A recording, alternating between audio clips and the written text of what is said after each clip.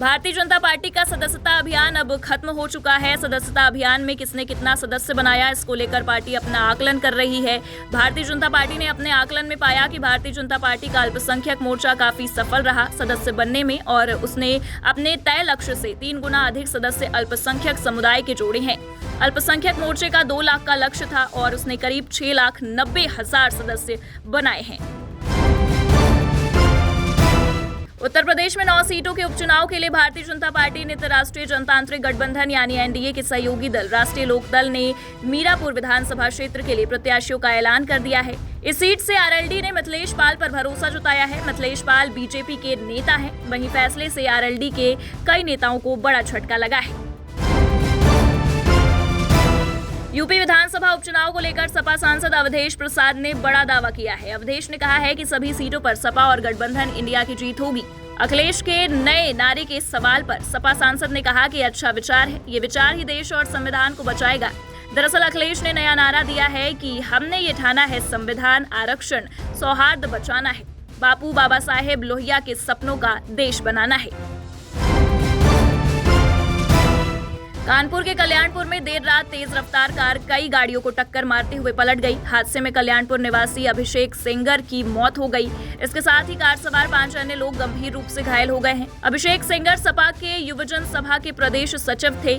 ACP Kalyanpur अभिषेक पांडे ने बताया कि कार में कुल 6 लोग सवार थे, जिनमें से एक व्यक्ति की मौत हो गई है। यूपी में दिवाली को लेकर छुट्टी का ऐलान कर दिया गया है। 31 अक्टूबर को दिवाली, 2 नवंबर को गोवर्धन पूजा और 3 नवंबर को भाई दूज की छुट्टी रहेगी। हालांकि 1 नवंबर को छुट्टी घोषित नहीं की गई है। ऐसे में ये साफ नहीं हो पाया है कि इस दिन स्कूल और सरकारी ऑफिस खुलेंगे या बंद रहेंगे।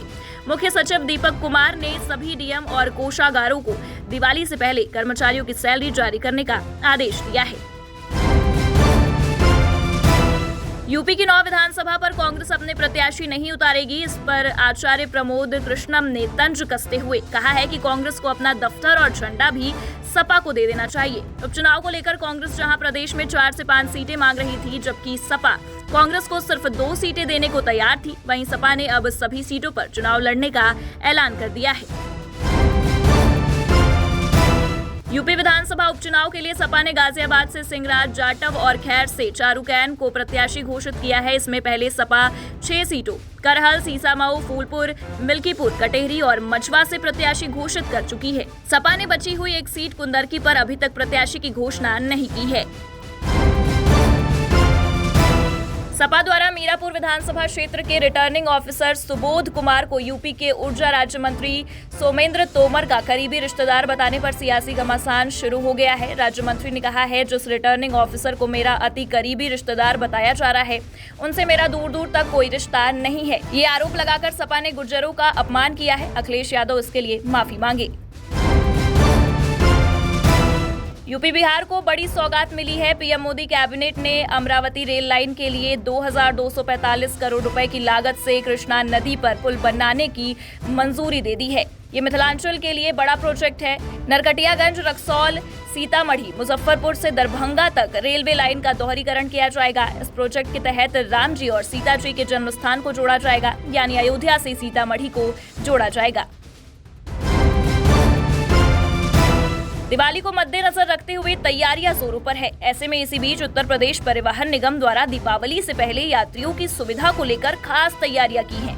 अतिरिक्त रोडवेज बसों को चलाया जाएगा।